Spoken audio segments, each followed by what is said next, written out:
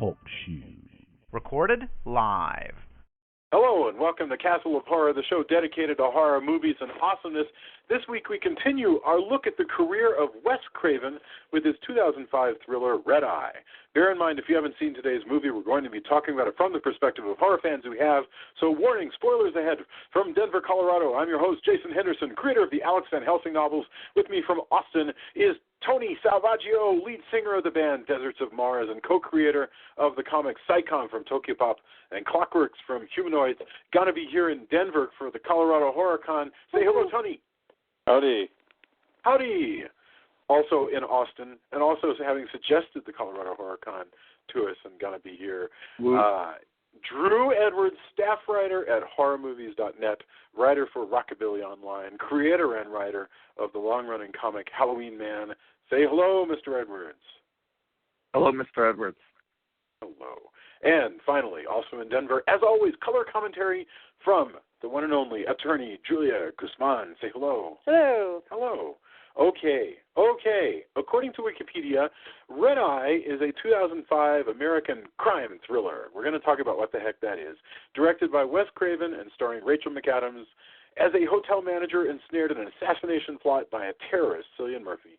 While aboard a red-eye flight to Miami, the film's score was composed and conducted by Marco Beltrami, a frequent collaborator with Craven who had previously scored the Scream films. It was distributed by DreamWorks, released in August 19th, 2005. The film received positive reviews from critics and fans of Wes Craven's work, and this was a box office success. So, in this movie, we've each chosen a film as we do our Wes Craven retrospective.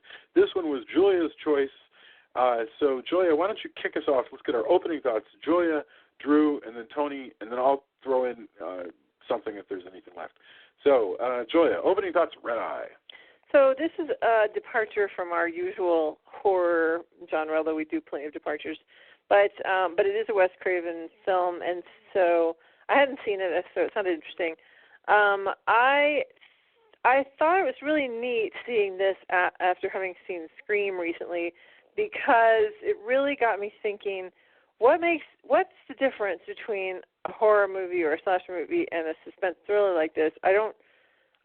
I'm seeing this movie and I'm thinking, if you stuck Neve Campbell, who actually was considered for the role, and like Skeet Ulrich or somebody in these two parts, and you pretty much have Scream on a plane, except without the costume, without the mask. But I mean, it's not, especially when they go to the house. Like, there's actually a scene in her dad's house that's almost identical to a scene in Scream. So it really got me thinking of, there's not that huge a difference, and I know Drew's going to talk to us a lot about that as we get into it. But it was entertaining. I love Cillian Murphy. He's so weird. I just really enjoy him, and it was a good picture. Very cool.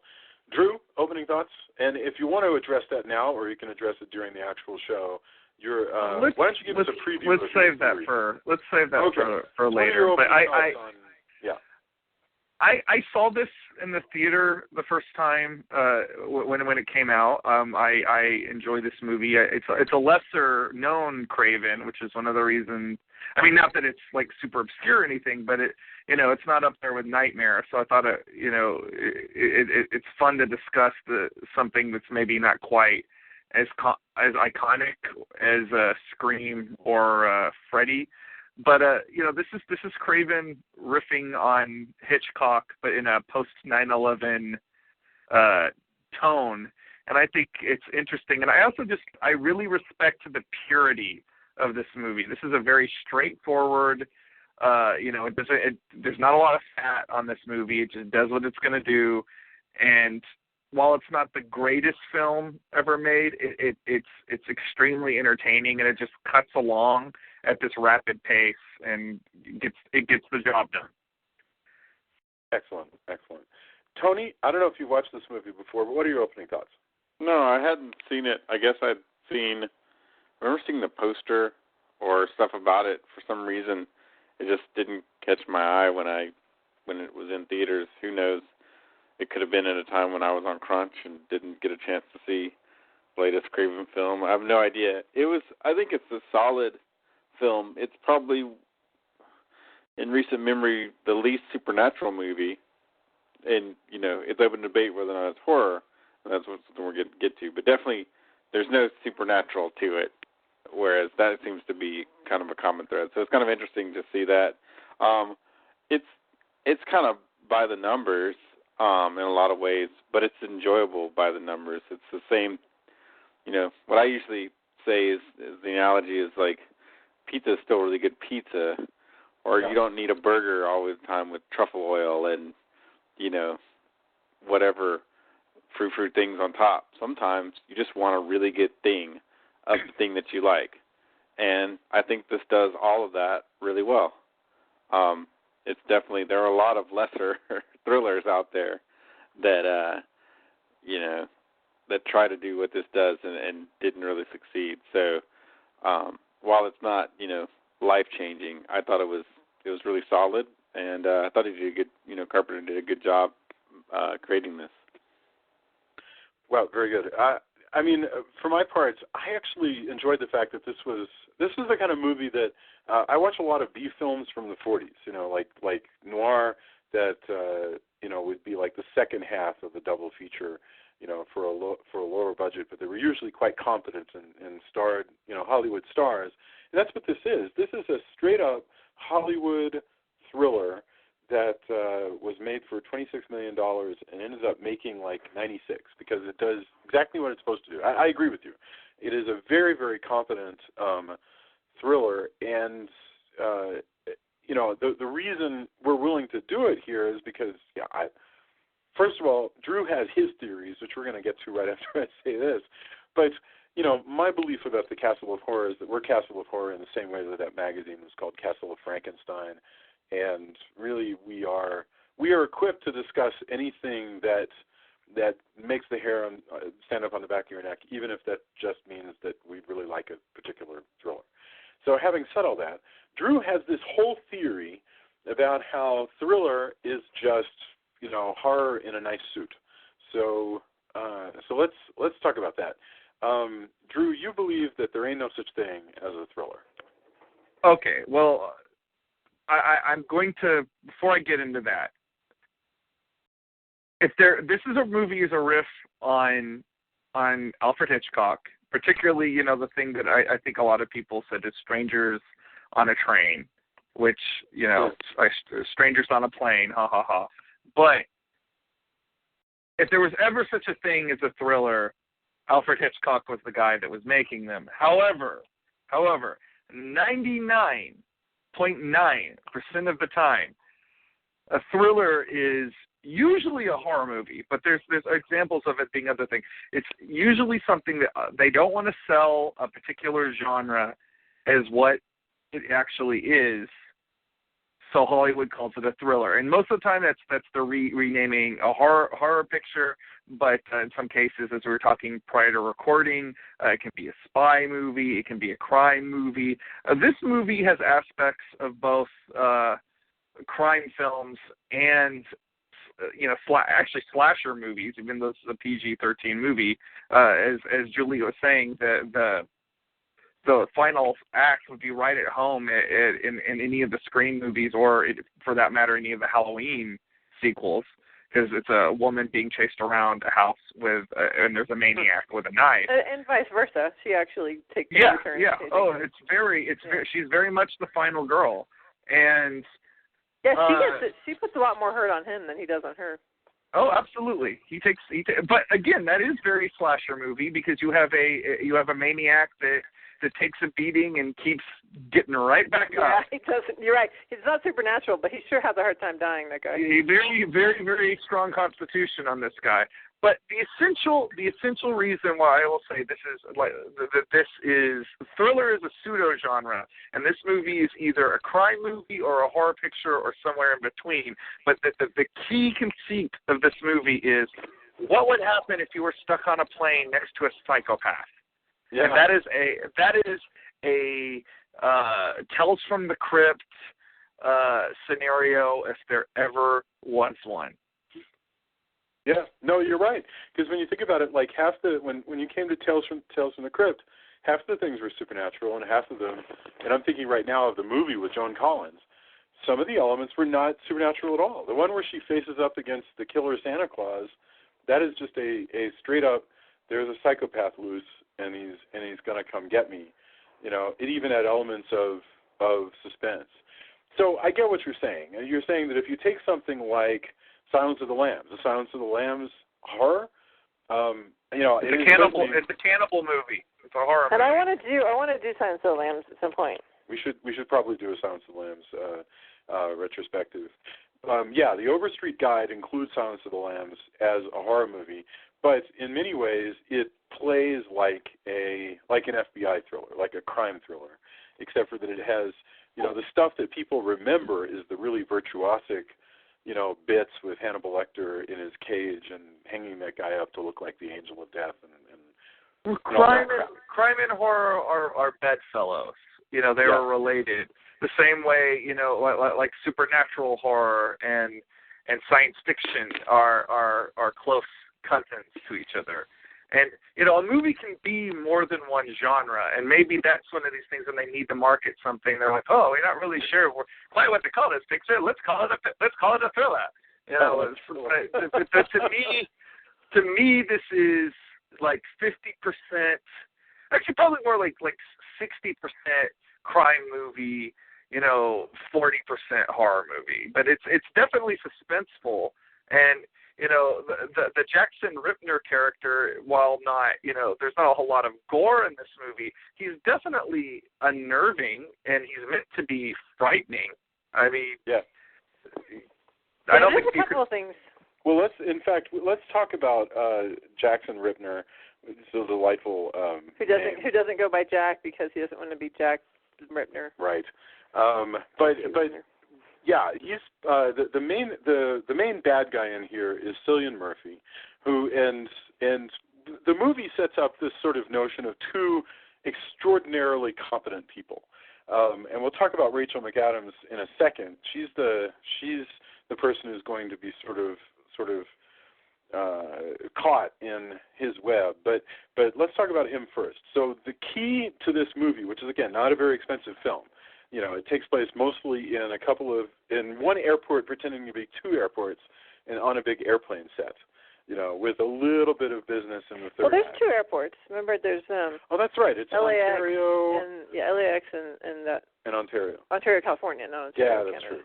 Yeah. Standing in for Dallas and Miami, which is hilarious. I don't know why exactly LAX and Ontario are standing in for Dallas and Miami, but it doesn't matter. That's what you have. And one airport looks like another, so it never matters at all. But this guy, Cillian Murphy, he is the key to the whole film. If you didn't have him in this role, I think Rachel McAdams is delightful, but I don't think the movie would pay off as much. First of all, this guy has the weirdest eyes I have ever seen. I mean, they are gray to the point of nearly being translucent, and that makes him look strangely ghostly, dead. I don't know how best to put it, but he is eminently interesting to watch when he's talking. You know, regardless what's going on, which is, you know, that's cool because that way, you know, you're going to keep watching the film. That's what got him the part was the eyes. He actually, because there were a lot of people up for that role, and he actually flew from Europe. He was getting married in Europe, and he flew 2 days before his wedding to Hollywood to meet with Wes, and Wes gave him the dub because of his eyes. Yeah. And then Wes got married during shooting as well. So. Yeah, so the character that he's playing, the whole crux of it, and we're in a universe of spoilers, so we don't have to hide anything. The basic idea is Cillian Murphy is a hyper-competent organizer of assassinations. And some people, whoever they are, have hired Cillian Murphy to make sure that their assassination of the Secretary of Homeland Security goes off without a hitch. I will say it's very irritating to me that we don't find out who hired him. That just feels like really just Did that bother you guys? That no. We never find out? No. I mean, shadowy people do things for shadowy people all the time. Yeah, but because he says, you know, some people will pay a whole lot of money, I just feel like there should have been, because he drops that line, there should have been some payoff of, like, seeing who this person was. I mean, I guess they don't want to add 10 minutes. He was the face. He was the face of evil in this movie. Like I just assumed some random terrorist group wanted to have that guy bumped off, and certainly there would be plenty of. I'm sure there's always a reason to bump off the guy in charge of Homeland Security. So yeah, but I just wish that he would have said something more. I feel like he set up, and maybe there was even a point at which in the past they had intended to have this be resolved. Well, but it seems like he should have said this a little bit. Yeah. Say it again. Don't you think this would have politicized the film a little bit? I mean, as much as this is a movie that plays on, our fears and anxieties about airports. All of the movies, all of the Die Hard movies, and all those movies, there's always some throwaway line about why they're doing this. So in other words, why they think it's important. You would be satisfied if he had said, I got hired by a shadowy offshoot of ISIS. Actually, I would have preferred for him to be the mastermind, for him to be the one. Well, I really expected, honest to God, I expected that after she killed that guy, jumping to the end, that after she killed that guy who was coming to kill her father, that she was going to turn around and Brian Cox was going to be pointing a gun at her and tell her, look, all she had to do was hang out for just like 20 more minutes and we could put all of this behind us. I was deeply disappointed that didn't happen. I mean, that Brian Cox turns out to be actually. I'm sure Brian Cox was actually happy to play somebody that wasn't a lunatic or a criminal for a change. But I'm jumping ahead.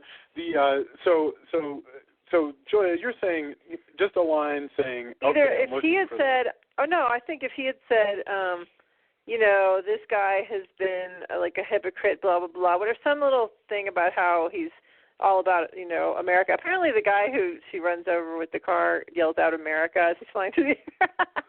But anyway, if there had been some line about how, America, has gone to shit or whatever, I don't know, something. We saw him if you need it, that's there. I mean, we saw him. Because he says some people want to pay a lot of money to have him killed, which means he's retired. No. Yes, but the Secretary of Homeland Security in the opening 20 minutes of the film is seen on TV giving a press conference where he challenges the terrorist personally to come after him. Which, by the way, stupid thing to do, and no politician should do it. Should do that. And there's also a dumb scene where it's like close up on him as he talks to the camera. but that's all the necessary that you need. But anyway, so these guys want to kill Secretary of Homeland Security. The way they're going to do it is they know that he likes to go to Miami with his family and have a nice hotel room that has a balcony that overlooks the water, and so they're going to shoot a rocket at him and blow him up. It's that simple. But to do that, they need to make sure that he's in the right room that they can aim at, and so they've got Cillian Murphy who has scoped it out, and we can imagine that he sort of puts this whole thing together so he knows exactly the woman to make the hotel room change and we watch him make his moves, from the very beginning when he stalks her, but he's very clever about making it seem accidental. He like when he comes to join her at the bar, it's Rachel McAdams, and so he does this whole shtick about how he's going to guess what kind of drink she drinks. And he gets it wrong. He gets it wrong a couple of times. Even though he's watched her have this drink for like months or whatever. Well, yeah, and then it's a double and triple. So he falsely gets it wrong a couple of times, and then he gets it right. But of course, she pretends. He doesn't even get it right. He gets it a little bit wrong. No, he gets it. No, he says, let me guess, it's going to be like a whatever, and then she orders Bay Breeze. Yeah, but later when a sea breeze, but later she orders a Bay Breeze, and then later he smashes her face against a mirror and says, "You are a lying bitch because you have never ordered anything but a sea breeze." Oh, really? I thought you said a Bay Breeze. No. Right. Okay. And I have to say, I love the first 10 minutes of this movie where they're getting to know each other, because this could have gone a completely different way. This could have been a romantic comedy based off of the way this was set up. Outside of the one line that he makes about him having killed his parents, which I actually wonder if he did kill them. Yeah, well, there's nothing overtly sinister about him at that point. You know, like this could have been a completely different movie. And then when you get on the plane and he starts bluntly telling her, "Oh, well, I'm an assassin, and you know, you have to do this, this, and this." You know, that's very love clever. that. Well, and the way that the tone, the mood of that conversation shifts, where we know what's going to happen because we've seen the trailers for the movie, but even so, you can feel the tone shift where he starts out saying slightly disturbing things, but very quickly it becomes clear that he's not kidding and that he's not charming. I will tell you that I did not see the trailer for the movie, so all I knew about the movie is that it's called Red Eye and it's some kind of suspense horror. So I actually thought it was going to be a hijacking movie. So when she says, you know, you're not going to hijack the plane, are you? And he goes, no. I was like, oh, he's not? I was like, what's going to happen then? But you knew he was a bad guy. Well, of course I knew he was a bad guy. But I'm just saying I thought it was going to be a different kind of movie. So is there a problem here when you hire somebody like this guy? Is there any I mean, Drew's saying it could have turned out to be a thing where they're having a romance together and they thwart bad guys who come on. But with those eyes, it's more. It's better to have somebody who looks like a bad guy because it's just scarier that way. Because if you have Hugh Grant be the bad guy, then it's kind of like, really? Okay, fine. But if it's this guy, then you're like, yeah, he's so scary already. Yeah. You know, I think I would rather have it. Like he finally becomes what you expected him to be. Yeah. Like a character who you always know to be, well, like Harrison Ford in The Fugitive.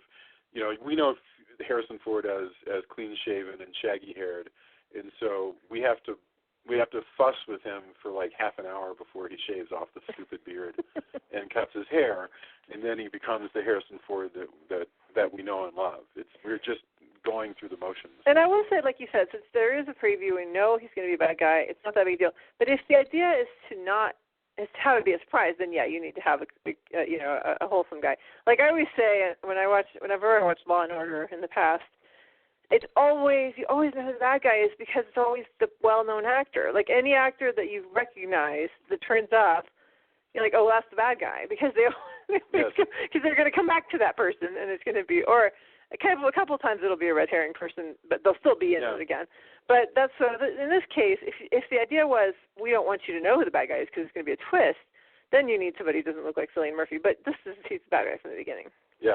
Well, I don't think they're hiding it. I just like the way they shoot it. You know, the way they interact with each other. Right. She doesn't know it, and she doesn't act. She doesn't act like. She's a little bit wary of him for reasons that we later learn, but like she's not super creeped out by him until she has to be. He's attractive. He's possible as a romantic figure. Yeah. You were remarking, I think, before we started recording, that this has a very recognizable 3-act structure, and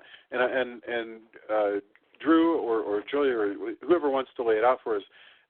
I'd like to hear that because I agree. I think this is very efficient. I got one thing I want to throw at it, which is you've heard me talk about Save the Cat, right? And how Save the Cat is the bizarre secret sauce for all of these Hollywood movies. Right down to, you know, in movies that there's this thing in Save the Cat where you're supposed to have a line of dialogue that defines how the character is going to operate for the rest of the film, and it always comes like at a certain point in the beginning, and this one does too.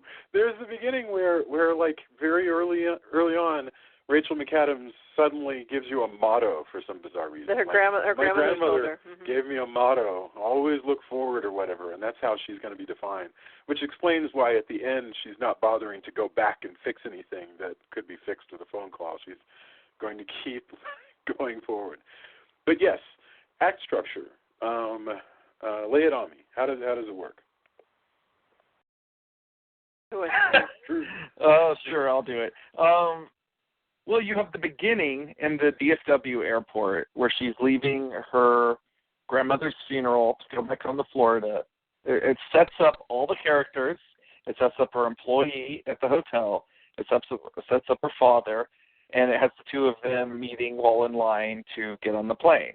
Then you get on the plane, the actual A-plot starts, which is hey, I'm an assassin, you're now part of my assassination plot, I need you to do this, and then you have them on the plane trying to use trickery on one another to get ahead in this demented situation. Then you have her stab him in the throat with a Frankenstein pen, and that starts Act 3. Right? Yeah, and that starts Act 3, which is essentially the last act is essentially into being a slasher movie because she's on the run. By the way, it was supposed to be a Bart Simpson pen, but they couldn't get the rights to Bart Simpson. Really? Hey, I like it better as a Frankenstein pen. But she's running from him. He chases her back to the house, and he continues to chase her around the house with a big old kitchen knife until he is dispatched by a gun-toting Brian Cox. But you're right. I guess it's supposed to be from Texas, so hey. It's airport romance, airplane suspense, and then chase scene slasher. It's 3 set pieces, really. I mean, and I was watching this and I was going, God bless. I mean, Wes Craven is really efficient. You can watch the way he moves the camera. He's so good at like telling stories and showing reactions and like, all in service of a very, very basic. This is, like we said before, this is not an art film in any sense, but it's so expertly done. I mean, he is very, very good at. Well, it's funny after doing both Scream and New Nightmare, which are so heavily postmodern, to go and do something like this, which is just extremely pure and straightforward. And Hollywood. I mean, this is. You know how I was bitching about how Scream was what Joe Bob would call indoor bull stuff? This really is indoor bull stuff. I mean, this is the real thing. He says bull stuff. I'm not afraid of saying bullshit. I'm just saying that's Joe Bob's phrase. And, this is a genuine, you pay your money, you're going to get a Hollywood thriller kind of movie, almost as though Wes Craven is just sort of reminding us, I do know what I'm doing. If I wanted to be making Hollywood films all along, straight up thrillers that you could put Harrison Ford in or whatever, I could have been doing that. It has all the markings of a Hollywood picture right down to that organization we were talking about. There's also something going on with Rachel McAdams. Her character, they very recently in stuff I've been reading, there's a new phrase that I haven't heard before a couple of years ago called competence porn. And competence porn is where you have a character who excites us by always being absolutely perfect at everything that they're supposed to do. They're Matt Damon in The Martian. They're the person who can be faced with a challenge and immediately have at their beck and call a whole bunch of possible responses to it. And there's that is what has always intimidated me about being a lawyer, is that I hold myself up to the standard of TV lawyers who always know every single law there is in the whole world. Yeah. Jack McCoy is competence porn. Absolutely. Yeah. The guy on Law and Order. He knows everything. And he knows all the tricks, and he can recognize what you're doing right now, and he can come back at you with something else So anyway, Rachel McAdams is a competence porn star in this character. She's, we have the fussy, mousy employee who I don't remember her name, but she's the counselor on Glee, and she's got problems because these whiny people are complaining at her at the hotel where Rachel McAdams works. I call them Mr. and Mrs. White Privilege. Yes, yes. Definitely. Well, and that woman is actually somebody that Wes Craven met at a board meeting, and he was like, oh, she'd be so perfect, this really annoying customer, and he convinced her to do it, which I thought was so funny. I mean, I was annoyed, by the way, at the end when you've got those characters and they're doing their whiny shtick again, and Rachel McAdams says, well, you can shove it up your ass or whatever. And the thing is, that's funny, but it doesn't remotely fit with that character. I was disappointed with that because I was like, this is just this movie looking for a payoff, but that's there's no lesson in this film where she was not served by being very smart, you know. And so that character would never have like changed her ways, where she's not going to start like dealing. I feel like the Rachel McAdams character is in a lot of ways how we wish ourselves to be if we were in this situation. Like she's meant to be, you know, she's somebody. She's got a job. She's a very normal person. She's presented in this very, yes, she's very competent, but she's not superhuman or anything. And, you know, like, she's very easy to project yourself on. Well, and the reason she behaves that way at the end is because those people insulted, you know, her friend, and the friend has done an awesome job and saved all these people. So to her, she's like, okay, that's it. You can mess with me, but you can't mess with my friend who just saved everybody. If you insist. I mean, I just felt like that was, it just played falsely to me. I you know, it would have been better for her, frankly, just to sort of walk away with the people still yammering at her. But you know what? I'm whining about something that's it's not important enough to whine about. The general point, this girl gets everything right. So Drew, you're right. She's not superhuman, but she's like the best of humans. You know, she is what we wish we would be if we had her job, and we were just so awesome at it that we could be in the back of a car and paying the cab and walking and simultaneously like rattling off passwords and solving people's problems and envisioning the computer screen that her friend is working on and all that stuff. You know, and I know that we can all do some of that stuff, but she's just like perfect. And it actually, that's cool, because that means that when she winds up having a drink with and hanging out with Cillian Murphy, it's one hyper-competent professional against another, except for that they are different kinds of professionals. And she's going to have to start to sort of play in his world. I also try to think, you know, how hard it would be, Tony, if you and I were to sit down and go, hey, let's write a thriller like this. This movie kind of shows us like how you can string together little challenges for your character without having them actually leave their seat. You know, because there's the business of, okay, who's going to make the phone call? Okay, you're going to make the phone call. What if the phone goes out? What if you're going to try to go to the bathroom? What if you're going to try to write on the window? I mean, it's really neat to just watch all these choices sort of be made, you know, one at a time. I thought it was inspiring in a way. Yeah.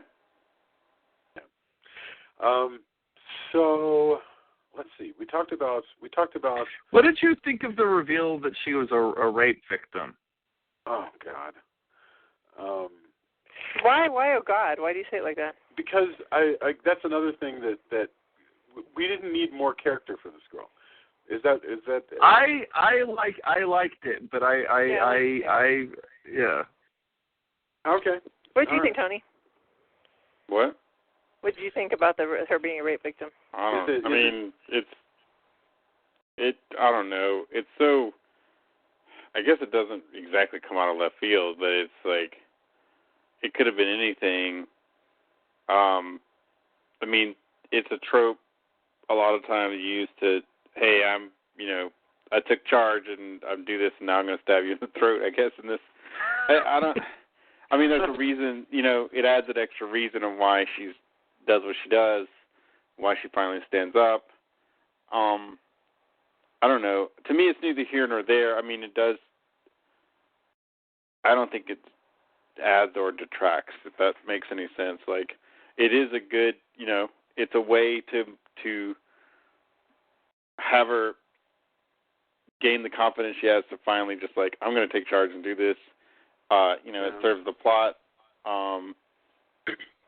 And I think there's many things that are this, I think the term confidence porn sounds ridiculous and stupid, and I wish we would just everything porn has become this whole new, like, oh, it's box opening porn, it's cat porn, really everything's porn now.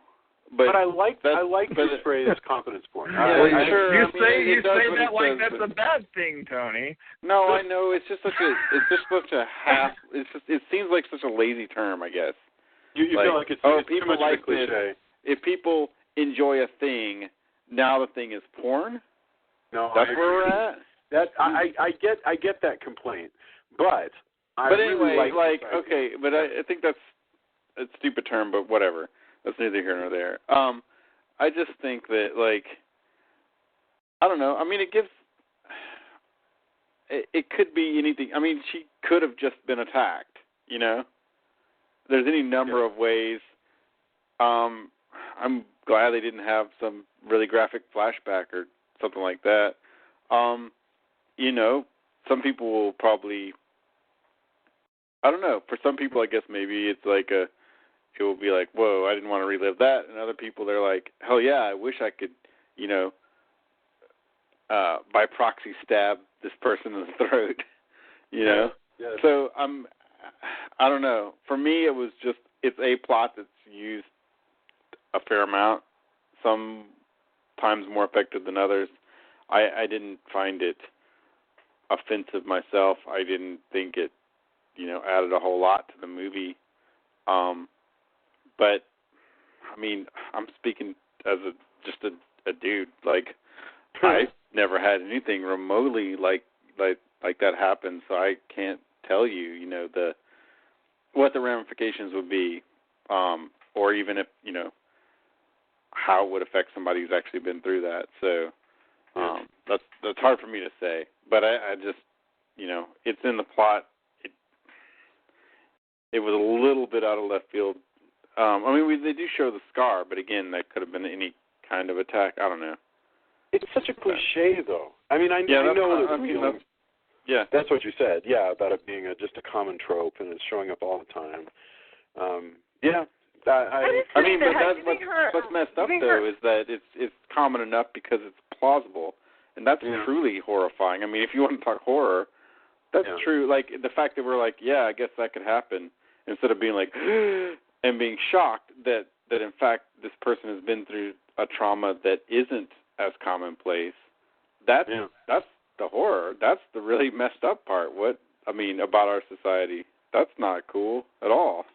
That's terrible. Yeah. I think that giving her a reason why she was willing to do something, because I really believe that I could see watching this and having her stab him in the throat and being like, whoa, I would not have expected that character to do that, because she's such a, like, you know, just, she's nice, she's professional, she's, you know, and so it would feel to me less authentic for her to stab him in the throat without that line, because I think the line of saying, I decided I was never going to have that happen again, you know, you kind of go, okay, she got brave, because, you know, what doesn't kill you does make you stronger. It makes you feel, you know, like you need to stand up for yourself, you need to be willing to fight, and I think that without that experience in the past, she'd be less likely. So I liked it.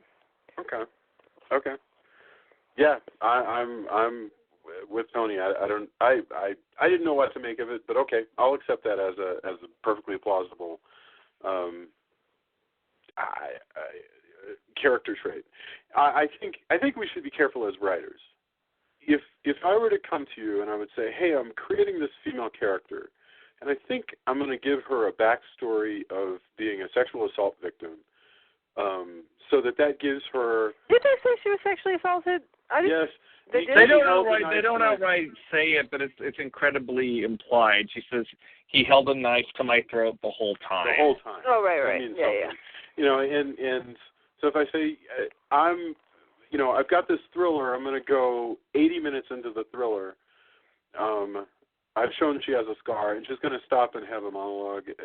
You know, I think we'd have to think real carefully about whether it's worth having in there, because it's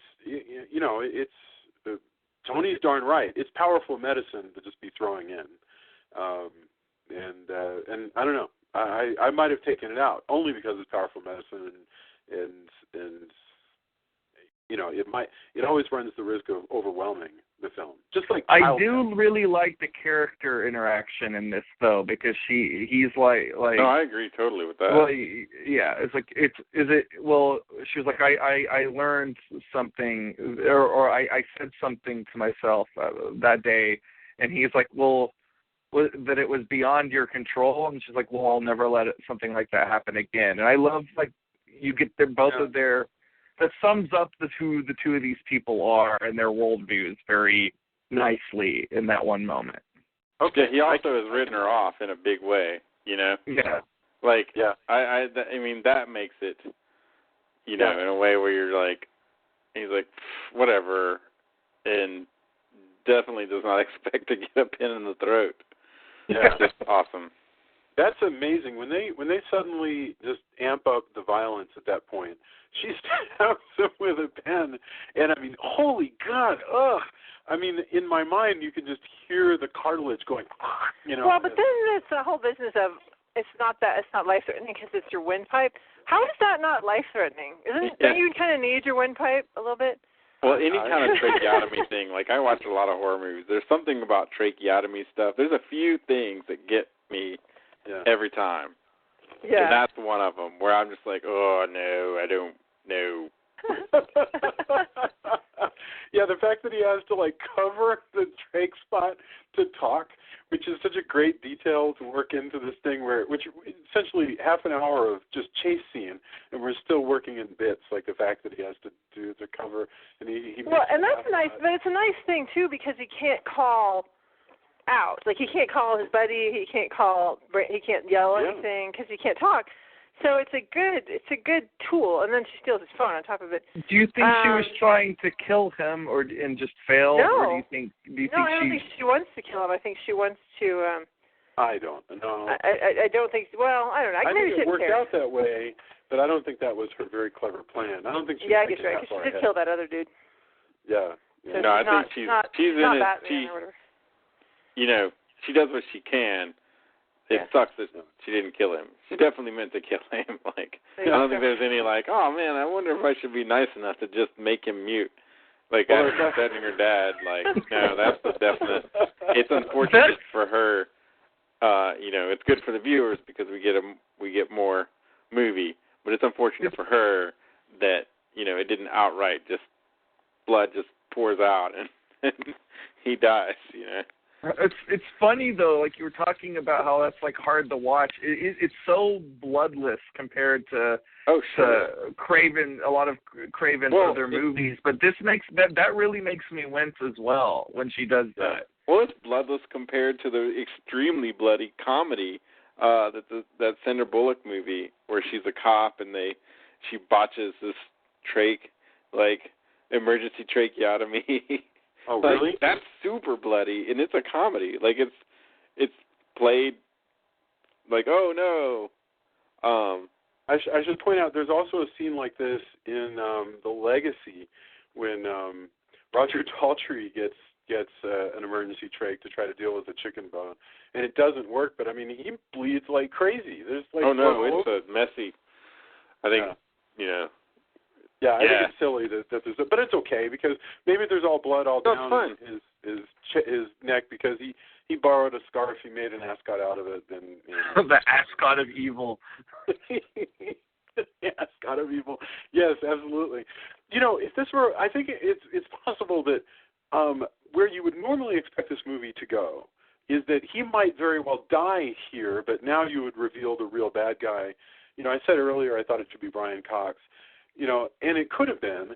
We don't need Cillian Murphy anymore if there's another bad guy. If, as Julia pointed out, there's gonna be a main terrorist, maybe who we've met before. She could kill him here and race to the hotel and. Yeah, because there's a bunch of other terrorists. I mean, there's the guys in the boat. There's the guy at the house. If this was an action movie, that's what they would do. But because the last half of this movie specifically becomes a horror movie, you need the bad guy you've seen through the entire movie. I guess you're right. I guess that's true. And it also makes it just slightly less complicated in terms of plot, and, when up to the point where when this movie is over, it's just over. I mean, in other words, suddenly we're like, okay, everything worked out, and we sort of put everything to bed in 4 more minutes of screen time, including deal with Mr. and Mrs. White Privilege. Is that what you called them? Yeah. I love that. I thought it was. I haven't seen a movie in a long time where a woman, hears something appalling and literally looks like she's about to say, "Well, I never," and like out of a Marx Brothers movie. Well, you're saying this is a very old-fashioned movie in a lot of ways. Wait, but I want to say, well, I never. There's on the Golden Girls. Says, well, maybe you should have. Well, maybe I will. Right. No, it's, and I'm sure that was actually borrowed from Groucho. Honestly, I think Groucho worked up all the one-liners around "Well, I never," because he used it over and over again. It's this trope of this annoying white lady who's appalled by something or other that you do. I love the fact that there's only a few characters in here. That's a very small movie in terms of, considering how it kind of has a feel of being expensive. There's planes and airports and all this. There's really only a cast of, probably 20 people who you end up seeing on the screen. It's a competent movie. It is strange too. Like every time, it plays kind of weird too, because every time you think like, oh, well, that kid is going to discover something, like the kid he's drawing, and he's really only there to serve giving her a pin. Yes. And he teases. He actually kind of teases a weird, I'm Hitchcock but not, I'm this but not that. You look back and you're like, oh man, he totally killed that old lady. Oh wait, no, she's alive. But he does a lot of pretty clever bits. Yeah. I love the payoff of the little girl tripping him with the bag after seeing him.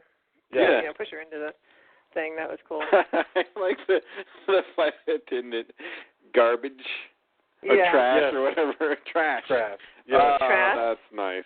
Because, again, that's fairly realistic. The stuff that flight attendants and people in the service industry have to put up with, is, and he's such a really good at being a dick that, he really works out pretty well. and he handles well those transitions from like, oh, I'm a nice guy and I'm going to help you with your bags and I'm going to be smarmy and all this way. And then sometimes he just gets pissed off and he just kind of like, also that he has to be smarmy to the lady at you, and after he doesn't have to be smarmy to the lady. Yes. She's like totally hitting on him, and he's like, oh, I just wish I could get back to my assassination plot. When you first meet him, he looks like, he's turning on the charm, and he's, doing what he needs to do. And again, that's what brought him to where he is now, right? Highly successful assassination ombudsman. Yeah. Or a manager, or whatever, however you want to refer to it. I like the idea of an assassination ombudsman. I'm going to put that on a business card. I don't recommend that you do that, actually. I'm going to be at this conference like next week and talking on a panel, and I'm going to just kind of play a little roulette game with myself. I'm going to have 2 sets of business cards. Maybe don't do that.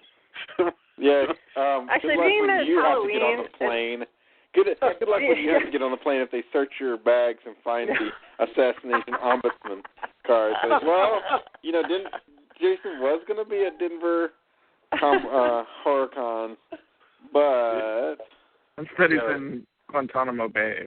Yeah. The best business card I ever had was we got to pick at one company, we got to pick our titles. And I just got lead artist, but my title was Reanimator. Because I was an animator. And I did do a lot of reanimation. I reworked a ton of animations at that company, so it was, it was really good. I enjoyed that title because it was apt in many ways. So that's the best business card I'll probably ever have, is my official card, like actual business card. I didn't make that. That was my thing, or it might have said lead artist Reanimator, but I definitely had Reanimator on my card, and those were good. So for a brief period, I had the coolest business card I've ever had. That is super cool. You could probably still do that. The other thing I wanted to point out, it's not as funny now because I'm not technically an animator, like I'm doing effects and I'm a technical director, but when I was actually an animator, it worked really, really well, and that was nice. Perfect. I was thinking about the weird eyes. We mentioned earlier that Cillian Murphy has these strange eyes. There's only a few actors who have these strange sort of translucent gray eyes. Amy Irving.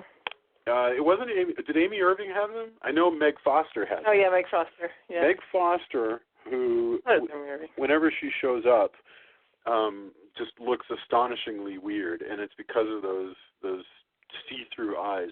But these eyes are so rare and so unusual that you can really only cast one person, not just because there aren't that many actors, but you couldn't cast more than one person with these freaking eyes in a movie. Because, I mean, it would just be strange. I mean, I think it's one of the problems Meg Foster probably had, is that it's very difficult for her to play somebody completely normal because those eyes are so distracting that you think there's something odd going on. You know, I know it's not fair to a person who can't affect the color of their eyes, but it's weird. That's the case for, so many actors who can't play outside their type because they just look a certain way. I mean, you just can't plot, Steve Buscemi or however you pronounce his name into a romantic comedy or and just be like, oh yeah, that's fine. Well, you could, but it would. I'm just saying it's going to be a different thing. Yeah, it's going to be a different thing or Sean Connery. I mean, Sean Connery can't not be Sean Connery. Robert De Niro can't not be Robert De Niro. Even if Robert De Niro is playing somebody's dad, he's still going to be intimidating to people who meet him. I think it's so. That's the thing. So the eyes are just another thing that makes you have to work really hard if you want to play a character other than what people. And again, with Meg Foster, it's not like she looks like a bad guy. It's just that her eyes are striking. She looks like a ghost. I mean, I know it's hard. It's the same for what's her name, the board queen. That was that's the girl from Ghost Story. Alice Krieg. Alice Krieg, yeah. Alice Krieg is another one of those. It just looks odd. She looks so cool. She has the greatest look, but it's such an unusual look. Yeah. I think with Murphy, I think that it's the eyes coupled with the fact that he's kind of cadaverous in his frame. He's so gaunt, which I guess is why they casted him as the Scarecrow in the Nolan Batman movies. But you're right. He was a fabulous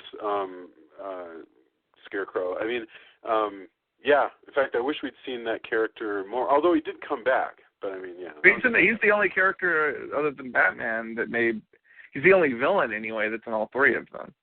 Yeah, you're right. I guess it does show up in number.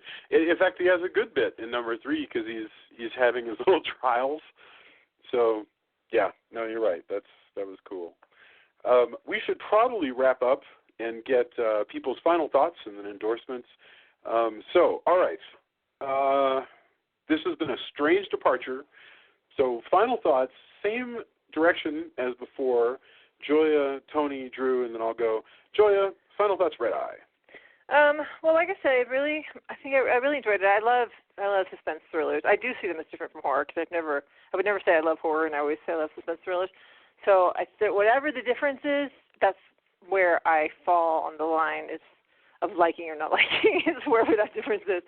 But so I enjoyed this. Like I said, I was annoyed that I felt like the ending was left me a little unsatisfied. I felt like there could have been a nice twist there. But it was interesting. The characters are pretty good. It's not. It's not gonna. I think it actually did win an award or two, but it's not going to be like the best film of the year or whatever kind of thing. So it's fun. Very cool. Tony, final thoughts, Red Eye. I like it. It's a solid. It doesn't do much that you hadn't seen before, but it's solid at everything it does, and it's kind of cool to see Carpenter, do something a little different. You mean Craven? Oh, jeez, yeah. We were just talking about Carpenter. So I had Carpenter on the brain still, I think, from talking earlier. Yes, Craven. Totally my bad. I don't know. Once I'm talking about the thing, I think I have Carpenter on the brain from there on out. So, but yeah, I think it's kind of cool. I'm surprised because I like thrillers like this. I like spy movies. I really enjoy that. So, I'm surprised I hadn't seen it before, but I'm glad I caught it now. And there's lots of great bits. It's just a solid, no frills, but definitely very entertaining movie. So I'm glad we covered it. again, I still hate that, part of the reason we're doing this is the passing of Craven. Yeah. But, if he leaves us a legacy of everything else and then stuff like this, that's pretty cool. Very cool. Drew, final thoughts? I have to say, this has been much more of a discussion than I thought it was going to be, because it is such a straightforward movie. But because of that, I am glad that I brought this up over the email debate over which Craven movies we're going to be doing. And I knew Julia would like this movie, because I feel like I've got a good handle on her taste. Yeah. And I have to say, I'm going to mentally high-five myself for being right. But I'm glad everybody... I'm not going to make any comment about the handle on me comment, except for that comment. Touche. But I'm glad everybody else enjoyed it. And like I said, it's not like one of Craven's most iconic movies, but I think that's kind of why it's cool to slip it in there, because everybody knows Freddy, and they know Scream, and Hills Have Eyes, and Last House on the Left, and all that stuff. It's kind of fun to talk about something that's might not necessarily be the number one thing in his catalog, but it's still, as everybody keeps saying, it's just a solid, very pure movie that just does exactly what it sets out to. Yes. No, it's essentially a calling card for Craven to say, hey, look, I know what I'm doing, and I can do this kind of movie as well. I can do a straight up airport thriller that you can put Hollywood stars in, and and you won't be able to tell it from the others, and it's going to make 3 times the amount of money that it costs us. And he proves himself really well, and that's impressive. And it's impressive considering this is not at the beginning of his career. This is way towards the latter part of his career. So yes, and I'm thrilled that we watched it, because it. I don't think I would have noticed it, because even a hit thriller from 2005, the chances are that I might not even get to it, because I don't get to a lot of stuff. So there we go. So that's a bunch of us that ended up liking it. Let's go around for endorsements. I don't know if you guys have anything to share with us, but if you do, I hope you will. Tony, is there anything that you've been watching, listening to, more stuff from Fantastic Fest, whatever? Oh, I did want to re-up that I just saw Shock Factory's having some sales and some Blu-rays, some new Blu-ray stuff, and they have Wormwood, which has been a perennial favorite. I also, on the spy movie crime thriller set, Draft House Films sent me The Connection recently, which I recommend beautifully. Even if it's not your bag, it's beautifully shot. So if you're a sucker for visuals, good cinematography or great cinematography, this has that. So I definitely recommend The Connection. Oh man, I'm trying to think, because many people mention different things at Fantastic Fest. I'm just hoping that a lot of the picks that I did have get picked up so we can watch them at some point. And I need to post a picture. I had a picture that I took, and I totally have been super busy catching up with work, of Kayla and her book, Satanic Panic. I wish I had recorded the presentation that came before the movie that they showed, because they talked a lot about different people who were in the book, and there's some really good chapters on just, celebrity or people who became kind of celebrities for Satanic Panic kind of stuff. But yeah, so those are mine. Nothing super new that I can think of offhand. I've been mostly busy catching up. I realized I doubled the number of actual movies. I saw twice the amount of movies I had seen for the whole year when I was at Fantastic Fest, but compressed into 1 week. Wow. So you can keep track through the Draft House on how many films you've seen, I've seen 30. It says I've seen more, but it says I've seen 34 movies, and 17 of them were this year. So that if I get 50 movies this year, which I don't think is possible at this point, I get the top brass status for the Draft House. But then I also noticed that I saw 34 movies while I was at Fantastic Fest. So if I could only count those, I would totally have top brass. But that's whatever anyway, you get that's on Amazon. Then you're. That'll be another 12 movies at least if I get in. So hopefully. So your endorsement, just so that we know, is Shout Factory with some of their new Blu-ray stuff. Yeah, that's what you said. And the connection from Draft House Films. Excellent. By the way, looking at the Shout Factory upcoming releases, amazing. They've actually got Return of Count Yorga coming out. Oh my God, tomorrow. So yeah. Oh, isn't there also like a crazy Hammer like classics DVD box that's out or something? Because I remember seeing people post about that, and it looked really awesome. Yeah, Jason has it. Yeah, but we'll get to that during my endorsement. Cool. Yes, Julia, I'm sorry, I didn't mean to skip over you. Do you have anything to tell us about? I really don't feel there's anything that's really calling to me right now to endorse. So I will cede my time to you guys. Okay, that's fine. Mr. Drew. Mr. Drew. Well, it was my birthday a few weeks back, so I was given a lot of things that I've been enjoying, but up on the top of that list, I was given both seasons of Penny Dreadful. I'd already seen the first one, but it was great going back and watching it, and I think I enjoyed it even more the second go-around.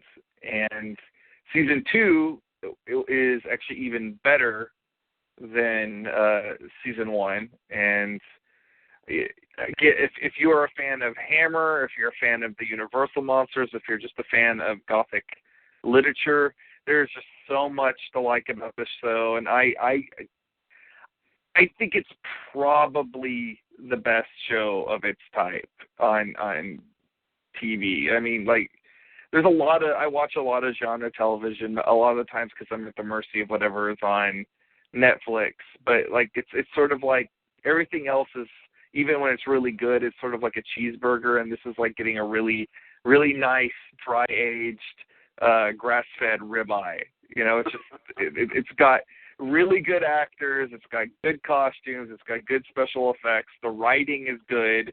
You know, I was remarking to my wife, I was like, you know, they don't kill a fraction of the characters that Walking Dead does, but it has way more impact because they actually take the time to develop the characters. And, you know, this show could also teach Game of Thrones quite a bit about how to write morally ambiguous characters, which Game of Thrones seems to think is just let's make everybody a gigantic asshole. And that's just the writing on it alone is worth it. But it's love it. And like I said, if you like Dracula, if you like Frankenstein, if you love any of the classic monsters, there's something on this show to love. And in the second season, they add witches and the Bride of Frankenstein into the already neck deep in monsters mashup that they got going on the show. And particularly for fans of Universal horror, there's big reasons to be excited about season 3. I know I'm kind of chomping at a bit to see where they go with something they revealed about a character towards the end of season 2. Wow. All right, I've got to finally take a look at Penny Dreadful. Oh, by the way, I just noticed on Scream Factory's site, not only are they having a sale right now, which is, you know, apropos, but they also have, if you order, you get, like, all these awesome magnets with, like, Dog Soldiers, Deadly Blessing. Oh, Deadly Blessing and Shocker, both Craven films you get magnets of those. Life Force, oh, man. I think it's cool stuff. I'm sold. Like, not just because I'm like looking at that, I'm like, whoa, that is an awesome deal. So there you go. I noticed that you'd think that we were like working for Shout Factory, but I noticed no, with great like I'm just looking. I'm like, why don't I have a lot of these? Their version of Escape from New York, the car, exactly. All the stuff. They're going to release the car. We're going to have to do the car on our show. Oh, yes, we are. Just to go with the release of that. Oh my God, the car is such a cool movie. Oh man. Wow. Thanks, Screen Factory. Even though they haven't, we aren't even on. We're not even on their list or anything. I'm just like looking over stuff and like, and just wondering like why don't I have this? We have zero contacts with Screen Factory. But I will join your cult if they put out a Fright Night 2 Blu-ray. Okay. All right. Excellent. That's something that would make my life complete. Never say never. There's a couple companies doing really great DVD stuff. So actually, my endorsement is not yet going to be on the Hammer box set because I got Volume 1, but I have not had a chance to even crack it out because I was so busy this past week with writing deadlines that I haven't had a chance to look at it. But I did get some DVDs from Warner Archive that I was really excited about, and I've had a chance to crack into one. By the way, Drew, I got Targets. I haven't watched it yet, but I got it. And Targets is so great. Yeah, and so basically Warner Archive is putting out all of these, like, you know, really kind of obscure movies from Warner's back catalog. And it's neat. So I got a bunch of stuff, but I got Let's Scare Jessica to Death, and I've been watching it. And I know, Drew, your mileage varied on this. Tony, I don't know if you've ever seen this, but it's been a while. Let's Scare Jessica to Death is a grungy 70s horror movie of the kind that I so enjoy, and I love it. I love its sort of lazy pacing and the lazy pacing is a good way to describe that movie. Yes, but spooky in a way, and you know I like the performances. In other words, it has this low budget sort of easygoing feel about it, as you know, this story of ghosts and murder unwinds, but the actors involved are all really top notch, and it's neat. I mean, I like this movie. It's a favorite among a lot of people. You know, Stephen King's called it a movie that was a great influence on him. So Let's Scare Jessica to Death is now out in a new DVD that you can get from the Warner Archive collection, and I totally dig it. So that's my endorsement for the week.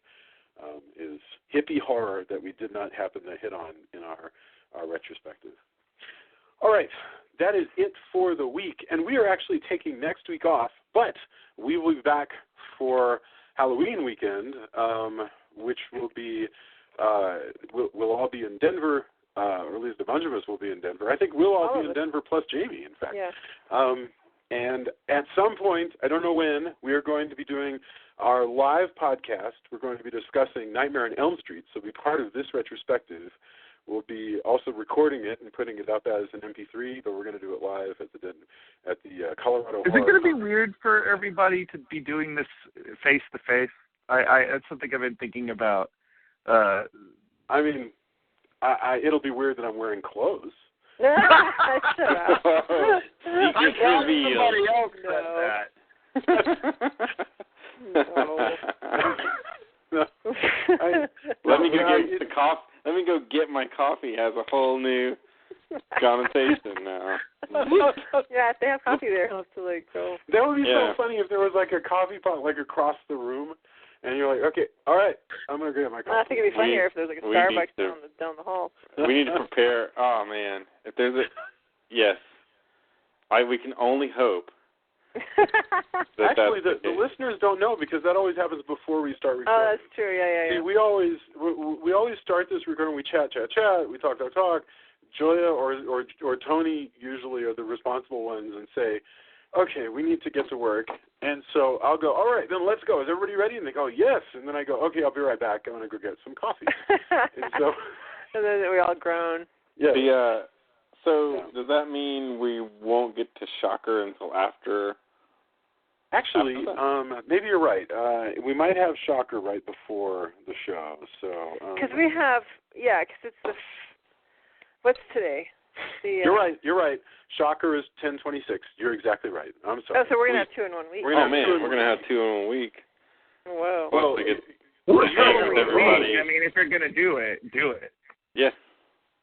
Ta-da. Yeah, I mean, we can do it. I mean, the thing is, the one for the week of 10/31 is just going to come a couple days early, basically. Yeah. You know, instead of doing it on Monday, we'll do it the previous Saturday. I don't think it's that bad. Yeah.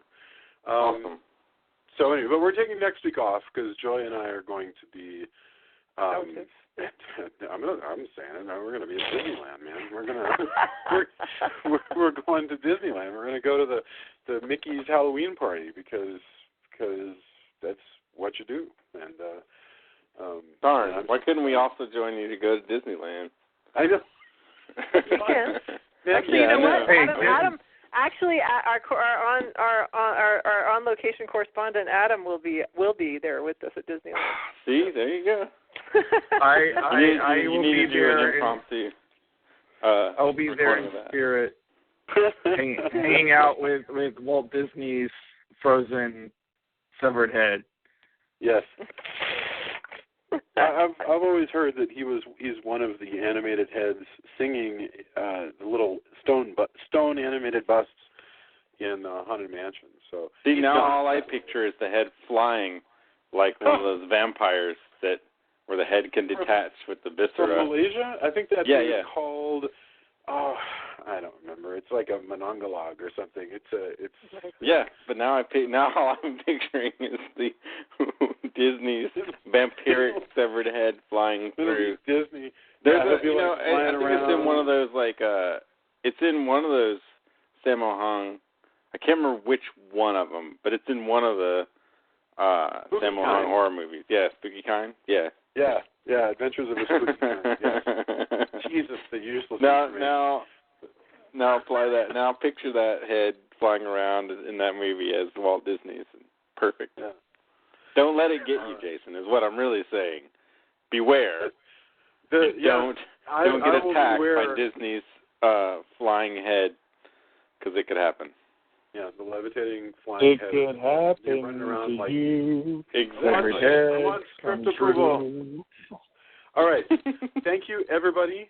And if you have any comments about anything you said tonight, or if you think that we should stop using the word confidence porn, or if you want to debate that, because I think it's really an interesting debate. I think Tony brought up something. Try to convince me that thrillers are a real genre.